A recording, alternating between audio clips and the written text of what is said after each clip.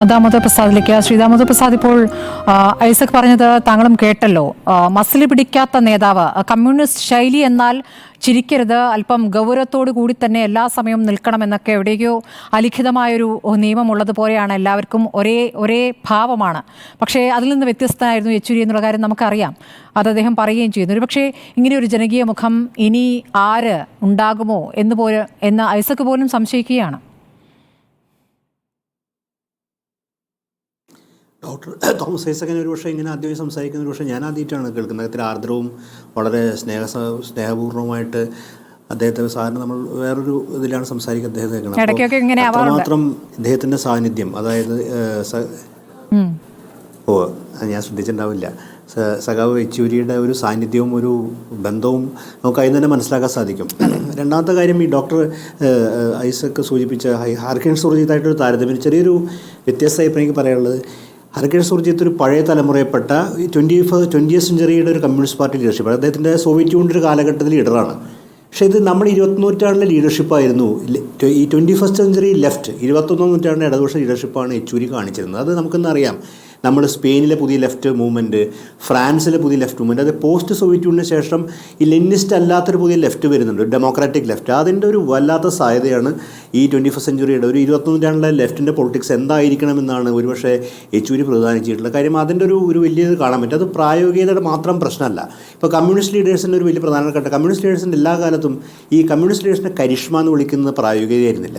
നിങ്ങൾ നോക്കിയത് ലെനിനാണെങ്കിലും മാവാണെങ്കിലും സൈദ്ധാന്തികത പ്ലസ് ജനകീയത, ഇതായിരുന്നു എപ്പോഴും കമ്മ്യൂണിസ്റ്റ് പാർട്ടി ലീഡർഷിപ്പിൻ്റെ ഏറ്റവും പ്രധാനം. ഈ സൈദ്ധാന്തികരായിരിക്കും ജനകീയരായിരിക്കും, ഈ രണ്ടും ഒത്തുചേർന്ന് നമ്മുടെ 21ാം നൂറ്റാണ്ടിൽ ഒരു ലീഡറെന്ന് പറയാവുന്ന ഒരാൾ പ്രധാനമായിട്ടും സീതാറാം യെച്ചൂരിയാണ്. കാര്യം സൈദ്ധാന്തികമായിട്ടുള്ള വളരെ അടിത്തറ, അദ്ദേഹത്തിൻ്റെ പുസ്തകങ്ങൾ നിങ്ങൾ ശ്രദ്ധിച്ചു കാണും, പ്രഭാഷണം ശ്രദ്ധിച്ചു കാണും, നിരീക്ഷണങ്ങൾ, ഇന്ത്യൻ സാമൂഹിക സാഹചര്യത്തിൻ്റെ, ഇന്ത്യൻ പൊളിറ്റിക്സിൻ്റെയൊക്കെ പൊളിറ്റിക്കൽ കണ്ടീഷനെയൊക്കെ ശരിയായിട്ടുള്ള വിലയിരുത്തൽ, അതിൽ മാർക്സിസ്റ്റ് കാഴ്ചപ്പാടിലൂടെ ഈ ന്യൂ ലിബറൽ കാലഘട്ടത്തെ വിശകലനം ചെയ്യുന്ന അദ്ദേഹത്തിൻ്റെ പാഠവും കഴിവ്, അതേസമയം തന്നെ ജനകീയമായി ഇതിനെ പ്രകാശ് കാരാട്ട് അത്ര ജനകീയത എനിക്ക് ഒരിക്കലും തോന്നിയിട്ടില്ല.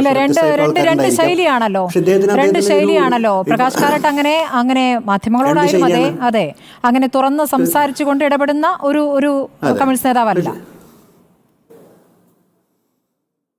അതേ അദ്ദേഹത്തെ മലയാളം അറിയെങ്കിൽ കൂടി, അദ്ദേഹത്തിന് മലയാളം അറിയെങ്കിൽ കൂടി ഇംഗ്ലീഷ് മതി. ആ ഒരു ജനകീയത പ്രകടിപ്പിക്കാൻ ഒരു പ്രത്യേക കഴിവ്, ആൾക്കാരുടെ ഇടപഴകുന്നതിലൊക്കെ തന്നെ എനിക്കൊരു മലയാളത്തിലെ മാധ്യമപ്രവർത്തകർക്ക് ഒരുപക്ഷെ അനുഭവം ഉണ്ടായിരിക്കാൻ സാധ്യതയുണ്ട് ഈ ഇദ്ദേഹത്തിൻ്റെ ഇടപെടൽ. കാര്യം എല്ലാവർക്കും സൗഹൃദമുണ്ട്. ഇപ്പോഴത്തെ യുവതലമുറയിലെ മാധ്യമപ്രവർത്തകർ മുതൽ മുൻകാല മാധ്യമപ്രവർത്തകർ വരെ എല്ലാവരോടും തോളിൽ കൈയിട്ടുകൊണ്ട് കുശലം പറയുന്ന, പാർട്ടിയിലെ കാര്യങ്ങൾ ചോദിക്കുമ്പോൾ ഒന്നും വിട്ടുപറയില്ല എങ്കിൽ കൂടി സൗഹൃദത്തോടെ കാര്യങ്ങൾ സംസാരിക്കുന്ന ഒരു നേതാവായിട്ട് തന്നെയാണ് എല്ലാവരും ആ നിലയ്ക്ക് അദ്ദേഹത്തെ ഓർമ്മിച്ചെടുക്കുന്നത്. അത് നമുക്ക് അനുഭവപ്പെടുന്ന ഒരു കാര്യമാണ്. കാര്യം അവർക്ക് നേരിട്ടുള്ള അനുഭവം നമുക്ക് ദൂരത്തുനിന്ന് കാണുമ്പോൾ ആ അനുഭവം നമുക്ക് ഫീൽ ചെയ്യും. കാര്യം എങ്ങനെയാണ് അദ്ദേഹത്തിൻ്റെ ജനകീയത, അദ്ദേഹത്തിൻ്റെ ഞാൻ പറഞ്ഞ മസിൽ പിടിക്കുന്ന ശരീരഭാഷ, അദ്ദേഹത്തിൻ്റെ ഇടപെടേണ്ട രീതി, അതേസമയം വളരെ സ്ട്രോങ് ആയിട്ടുള്ള വളരെ ഫൗണ്ടേഷൻ, മാർക്സിലുള്ള സ്ട്രോങ് ഫൗണ്ടേഷനും അദ്ദേഹത്തിൻ്റെ പഠന രീതികളിലൂടെയും അദ്ദേഹത്തിൻ്റെ അനുഭവങ്ങളിലൂടെ ആർജിച്ചെടുത്തപ്പോൾ പിന്നെ വലിയ ലീഡേഴ്സായിട്ടുള്ള ബന്ധം, എം വാസവ പുന്നയ്യ തുടങ്ങി, സുന്ദരയ്യ തുടങ്ങി, EMS തുടങ്ങിയ വലിയ ഹരകൃഷ്ണൻ സിംഗ് സുർജിത് വരെയായിട്ടുള്ള വളരെ EMS അവരായിട്ടുള്ള വ്യക്തിപരമായിട്ടുള്ള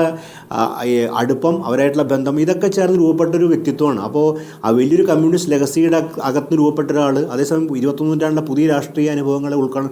ആ ഒരു നഷ്ടം അത് നമ്മൾ എന്ത് വയ്ക്കാൻ വലിയ വേദനാജനകമായ നഷ്ടമാണ്. നമുക്ക് എല്ലാവർക്കും അത് ഫീൽ ചെയ്യണം. ഒരു എക്സ്ട്രീമിലി നമുക്ക് സാഡാക്കുന്ന ഒരു നഷ്ടം അതിൻ്റെ അകത്ത്. തീർച്ചയായും ഒരുപക്ഷെ കാരാട്ടിന്റെ സ്ഥാനത്ത് UPA കാലത്ത് പിന്തുണ പിൻവലിക്കുമ്പോൾ കാരാട്ടിന്റെ സ്ഥാനത്ത് യെച്ചൂരി ആയിരുന്നെങ്കിൽ ആ പിന്തുണ പിൻവലിക്കരുത് എന്നൊരു നിലപാടെടുത്ത് യെച്ചൂരി ആയിരുന്നെങ്കിൽ എന്ന് പോലും ചിലർ വിശകലനം ചെയ്യുന്നുണ്ട്. അങ്ങനെയെങ്കിൽ CPM-ന്റെ നിലവിലെ സ്ഥാനം ഈ രൂപത്തിലായിരിക്കുമോ വിലയിരുത്തപ്പെടുക? അതൊക്കെ വലിയ രൂപത്തിൽ ചർച്ചയായിട്ടുള്ള ഒരു കാര്യമാണ്. ഞാൻ താങ്കളിലേക്ക് വരാം ശ്രീ ദാമോദർ പ്രസാദ്.